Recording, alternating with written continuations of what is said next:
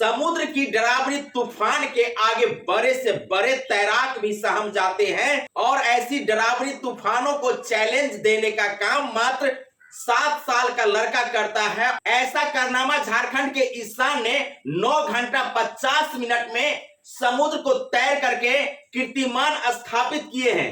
श्रीलंका के तलाई मनार से तैराकी की शुरुआत करते हैं और भारत के धनुषकोटी तक 30 किलोमीटर की समुद्री तूफान को पार करके विश्व कीर्तिमान स्थापित करते हैं और इस प्रकार के विश्व कीर्तिमान स्थापित को लेकर के चारों तरफ ईशान की चर्चा हो रही है।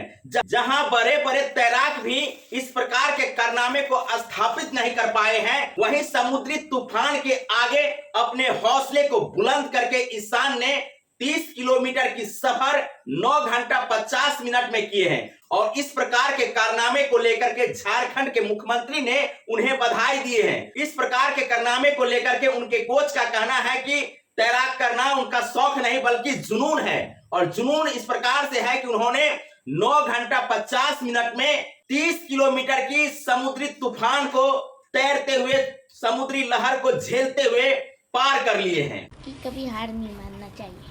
हाँ, चाहे कितना भी चैलेंज आ जाए। हाँ। तो आप समझ सकते हैं, जहां 7 साल का नन्हा बच्चा खेलने कूदने में समय बिता देते हैं, मोबाइल देखने में बिता देते हैं, तो वहीं ईशान ने 9 घंटा 50 मिनट समुद्री तूफान में जो है, समुद्री लहरों में जो है तैरते हुए इस प्रकार के कीर्तिमान को स्थापित किए हैं और उनका अगला लक्ष्य है इंग्लिश चैनल को तैर करके पार करना। देखिए, एक छोटा सा बच्चा किस प्रकार की जंबाजी को दिखाए हैं और 30 किलोमीटर की समुद्री सफर को 9 घंटा 50 मिनट में तैर करके जो है पार किए हैं। तो इस प्रकार के कारनामे को लेकर के आप लोगों की क्या राय है, कमेंट जरूर करिएगा। देखिए, एक छोटा सा नन्हा जो झारखंड जैसे राज्य के बालक हैं, उन्होंने इस प्रकार के कीर्तिमान को स्थापित किए हैं।